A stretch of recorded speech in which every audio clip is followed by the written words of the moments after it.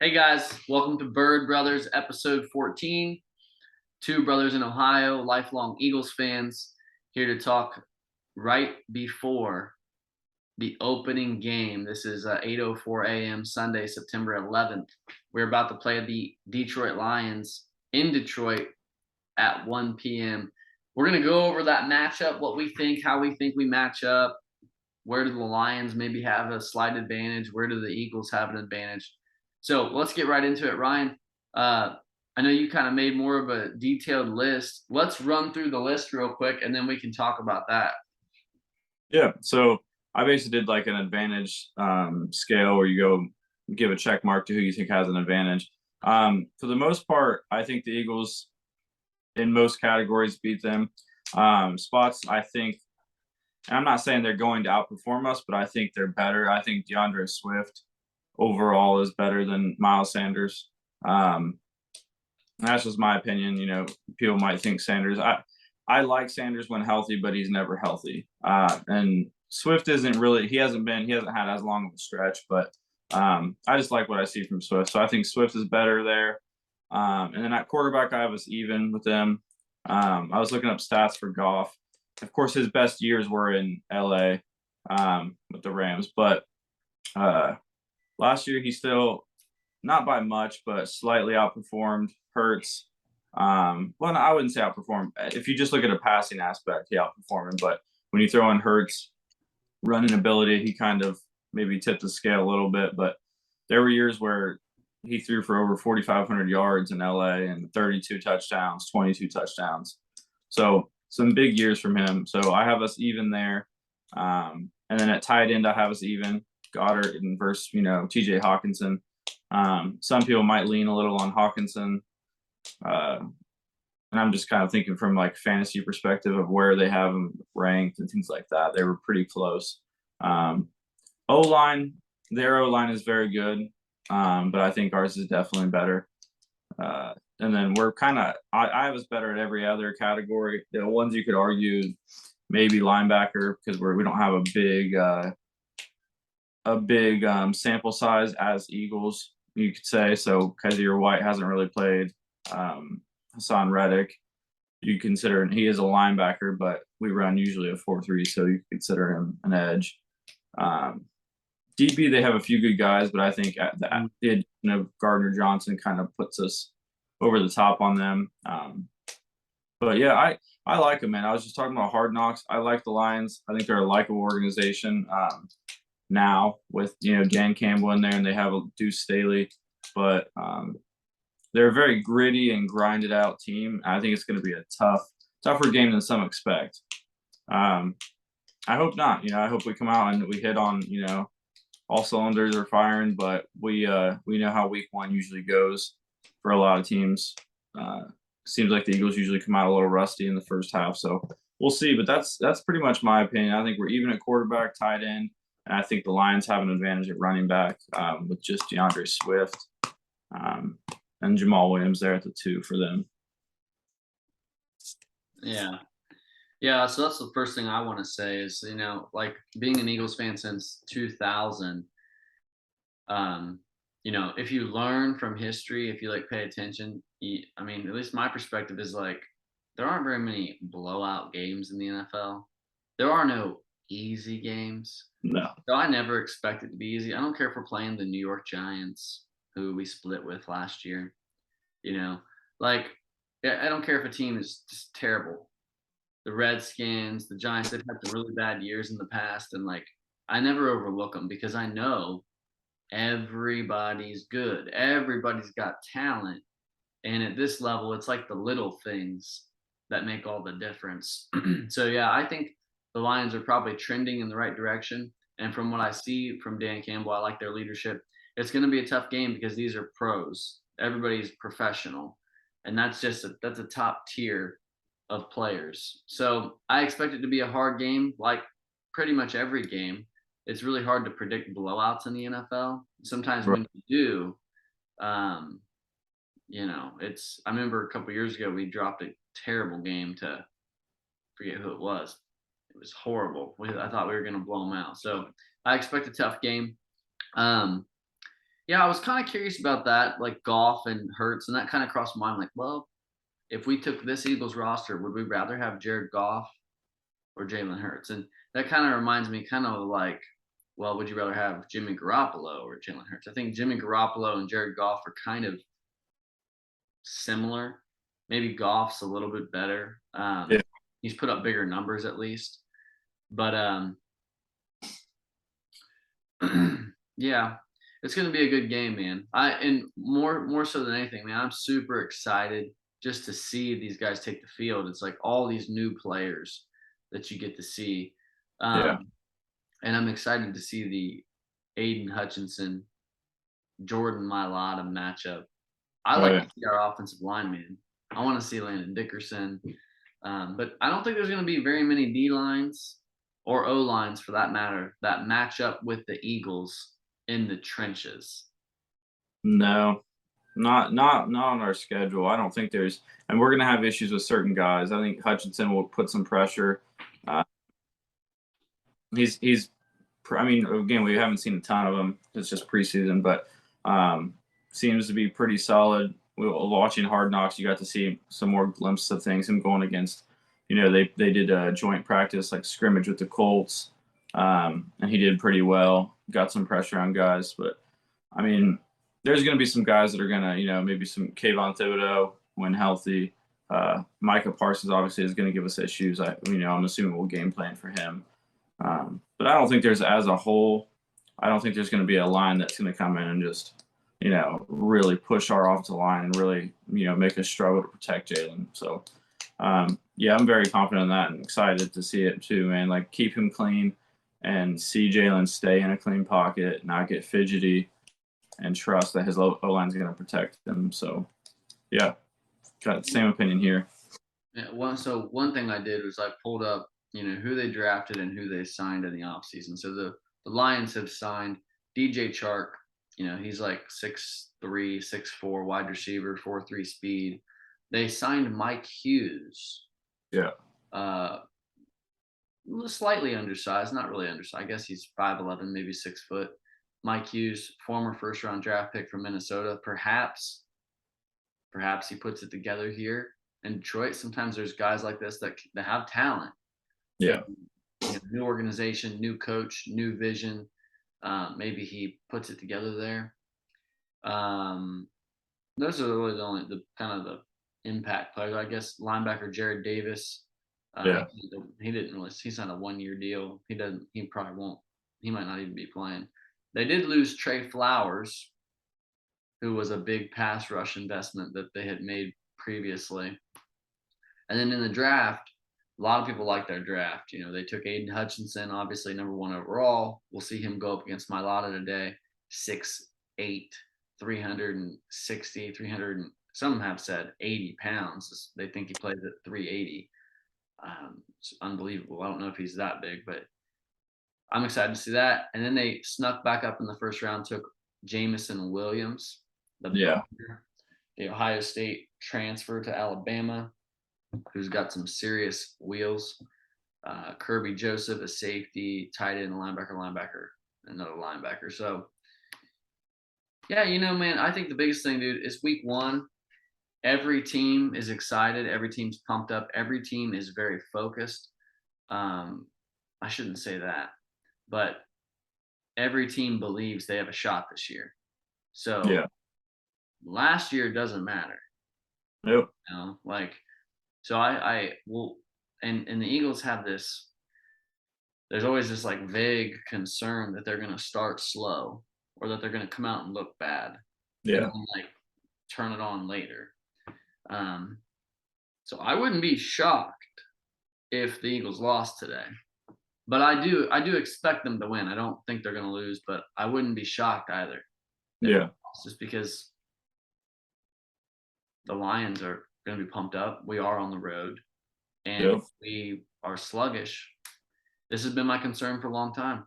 If we come out and try to look like the greatest show on turf, like Jeffrey Lurie wants us to be, Yeah. we try to throw the ball 60 times, or I'm exaggerating, but if we try to be a pass happy offense we don't use our big men, and we don't dominate the line of scrimmage, we don't run it down their throat and set up the pass for Jalen, then we can get in trouble. Yeah, for sure. What are your thoughts, man, on like the game overall? How you think it'll go? We're about halfway. We're gonna go about another 15 minutes, but I think it's going to be a grinded out game. I think it's going to be tough. I see Campbell getting the ball to Swift a good bit. And that's just kind of the vibe again from like Hard Knocks. It seems like they're big believers in Swift. Deuce Staley, like there's interviews of him talking to Dan Campbell saying like, I think he can be the best back in the league. We just have to get him there. Like we have to get his like, I don't know if it was a confidence issue, but they were constantly like, pulling him aside and like, look, this is your team. Like you can do this. Like you can be the best back in the league by far. And like Deuce Staley was like, he's like, I've been around a lot of running backs and they don't have a lot of stuff you have, like hyping them up. So I see them because Campbell's, ex-player, really, gritty kind of style. I think he's gonna pound the ball with Swift. And we just have to make sure that we don't let him take the top off. Don't load the box up too much. Let our D line do its job. We got some, probably the best D line overall with depth and everything in the league. Definitely top three, and just not get too many guys up in the box and then let Chark beat us over the top, because I have a ton of confidence in our corners, but I also know that Chark's 6'3", 6'4", and runs a 4.39 or whatever he ran. And Slay's great, but Slay can't run a 4.39 anymore. So I don't want to get too cocky and confident and get them all up in the box, and then Chark beats us over the top. Or luckily they don't have Jameson Williams. He's going to miss at least 4 games. But they had Amon-Ra St. Brown. I think he's pretty solid player. And then Hawkinson, that's going to be a big question mark as well. I think Hawkinson, could maybe pick us apart.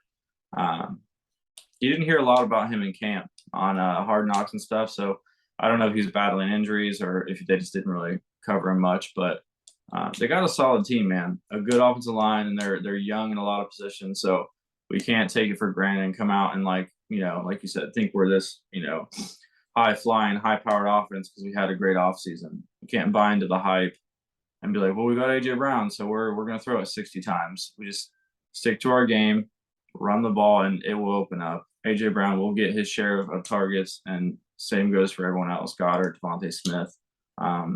Yeah, I expect big things, man. Another guy I'd like to mention on the lines is this. I think it's Malcolm Rodriguez. I think it was like a 5th or 6th round draft pick for the Lions, and he's flashed a ton on preseason. Hard Knocks, they love him. He ended up winning a starting job, and they're the who's there? It's Kelvin Shepard, the old school linebacker, or is it Keldon Shepard maybe? He's their linebacker coach, because they're basically all ex-players, and he fell in love with Malcolm. He just every single time he does his job, he fills a gap. He's very good at like filling a gap and then shifting it and getting, following the running back. So I look for him. I think he's number 44. I look for him to make some flash plays. He seems pretty like they might have got a steal there, but yeah, man. If we stick to the basics, I think we'll beat them pretty, not easily, but I think by a couple scores. Just run the ball, but again, start sluggish. I don't want them to get scared, but okay, we didn't have a great first half. Let's throw the ball a ton now. Like I've seen us do that where we're winning. We're up, 7 points, but it's closer than they thought it would be. So they start slinging the ball around, and but that's my opinion, man. They are a good team. They're gritty, they're young, and they're hungry, and they got our very good coaching staff that is very good at motivating them and making them believe. So hopefully ours is doing the same. Yeah, I see the Malcolm Rodriguez guy, so I'll look for him today. Yeah, so if the Lions do run a lot, perhaps we'll get to see more of our first round draft pick, Jordan Davis. Yeah. Excited to see that. Might see more TJ Edwards as well if they're running the ball a lot. Yeah. I think what I've heard is TJ Edwards is going to be our starter at linebacker. Yeah. And Nakobe Dean, I'm sure will get some playing time, but yeah, as far as not getting beat over top, I know a lot of people want us to be more aggressive, and I think there's always a time and place how to play defense, but I expect Gannon to not be super aggressive. And I think because their philosophy is basically not to get beat over the top. And Yeah. I saw some interesting statistics about this, and I don't remember, you know, data point for data point what it said, but it was something to the effect of if an offense has a 20 plus yard play during a drive, they're like 50 or like 55% likely to score. It was a Right. pretty good, it was like 60% or something like this. Now, if you keep them from having a 20-yard play, if you can keep the take away the big play of 20 plus yards, they're only 8% likely to score. Now that's probably like a league wide number. So Right. it can be deceiving because if you remember how we played the Raiders last year, Derek Carr is a good quarterback. He's not elite, but he's a Right. good quarterback, and he's a veteran quarterback, and he's willing to sit back, pick us apart, and it was Yeah. like easy. He completed like 80, 90% of his passes. That's when that defense gets frustrating. I don't really see Golf. Perhaps he does, but I don't see him really picking us apart like that. But if he is, I really want him to bring the corners up and Yeah. challenge these guys, man. Because DJ Chark, yeah, he's fast, but being fast, being a good receiver are two different things. He's probably an average receiver. Maybe Yeah. he's good. We've got great corners. Like, let's challenge them. Let's use them. Um, but yeah, I think my biggest concern would be us getting pass happy. I better not be calling you in the first quarter. I'm like, dude, what the are we doing? Right. Passing the ball, like, so we'll see. But very excited for the Eagles season to be here. Yeah. Hopefully we come out with a big win. But yeah, ideally, dude, I think what I would like to see is I would like them to run, and this might be counterintuitive to what a lot of people think or say, and I don't think we're going to do this. I think if they're smart, we'll do this.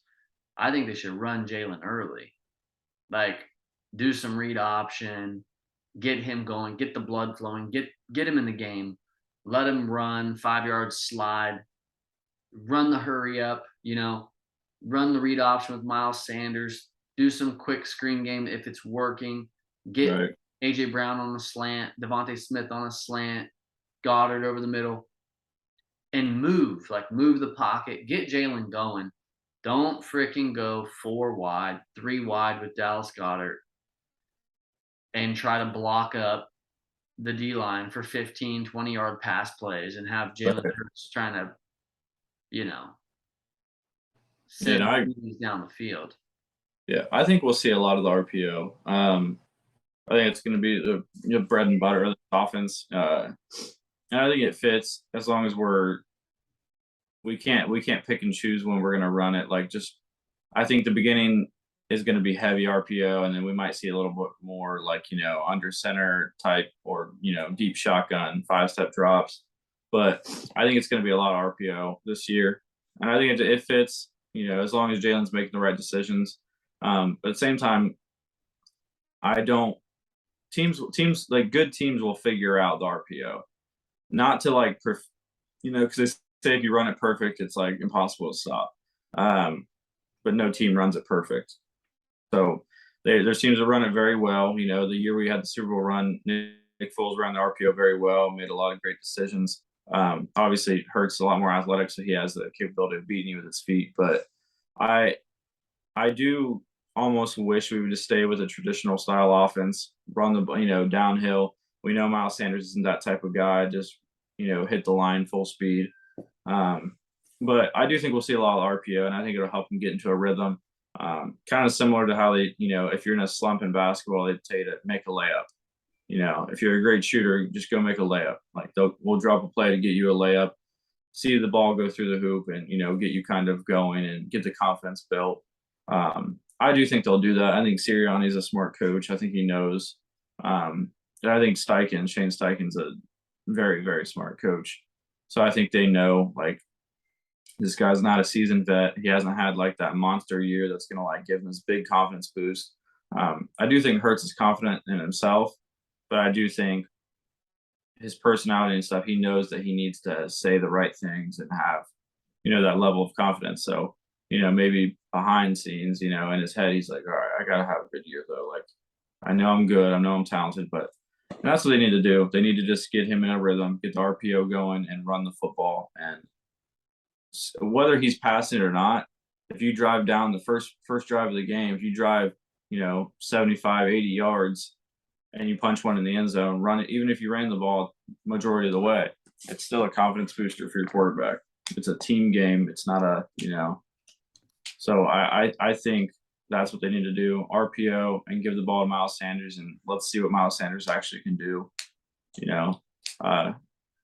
Healthy, supposedly just came back from the hamstring injury, so supposedly he's 100%. Offensive line is healthy, so if you can't run behind this offensive line, you can't do it. Like, I just hope he has a great year, but again, it's not a talent thing I don't like. It's the injuries. It's frustrating because then we have to lean on 5'9" running backs. That not that I don't like them. I love Gainwell. I love Boston Scott, but I don't want to hand the ball to him, 25, 30 times a game. Yeah, and I think you're giving Boston Scott 2 inches there. Yeah, well, like I was what 5'8", 5'9". Either way, yeah, I think he might be like 5'7", man. Yeah, and Gainwell's he's listed at, I don't know height, but I think he's listed at like 204, which I think they're packing some pounds on him. But I think Miles Sanders is like 210.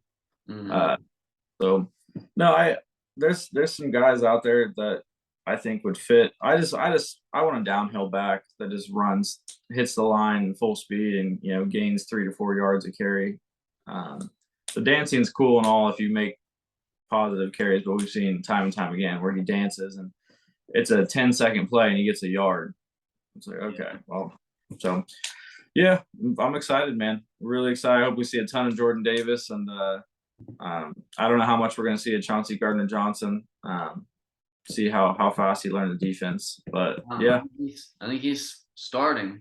I see he's listed as a starter. I know he's yeah, they said he's going to be out there. I can't wait to see him just jawing with people. I know. So good, man. One thing that is kind of important here that I think 100% affects the score of the game. Lions, they do have a strong offensive line. They have Sewell playing right tackle, one of the best tackle prospects we've seen in a while. Taylor Decker at left tackle, Frank Ragnow at center, I believe. He's a mean, nasty prospect. I remember him a couple years ago. He's turned into a good pro. I heard that he might not play today. And then Holly Pulley Vitae. Yeah. Big V. Big V. Been a while since I said his first name. But Vitae, former Eagle, former Super Bowl champion Eagle, plays guard for them, and he's out. He's hurt.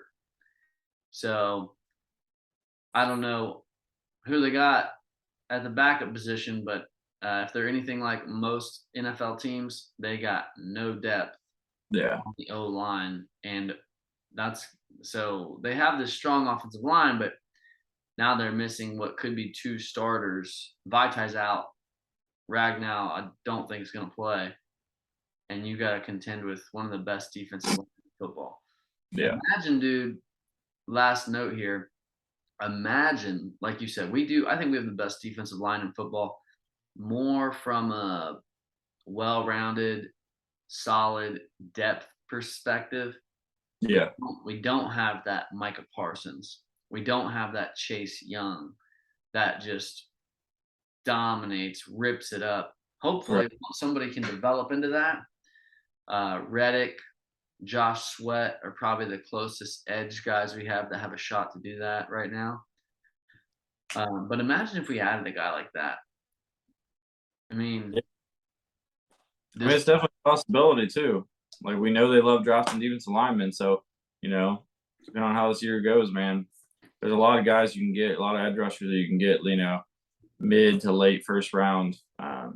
But yeah, it's definitely a depth perspective. If you look at it, the whole D line is with depth and everything. I think we have the best, top three for sure. Like I said, but yeah, it's just because of our depth. I'm not saying we have one lineman that's better than everybody else because we don't. But uh, as far as depth and every position is deep, um, it's a scary defensive line.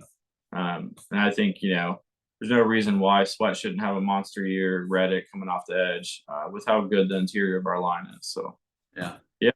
Do you have a score prediction? Let's go 34-27 Eagles. Okay, I'm gonna go Eagles 24, Lions 17. I think our defense is gonna be good. We'll see. They're gonna Yeah. try to run the ball. We should be able to stop the run. But I do remember last year we had some issues stopping the run in the beginning of the year. Yeah. But I thought that was more of a personnel thing. Yeah, for sure.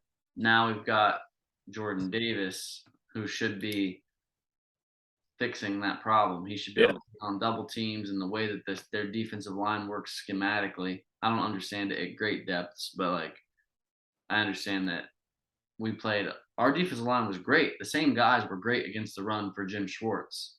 Right. But they changed up their philosophy, how they attacked the run game, and we gave up some big running games the beginning of last year. Then we started to shore it up.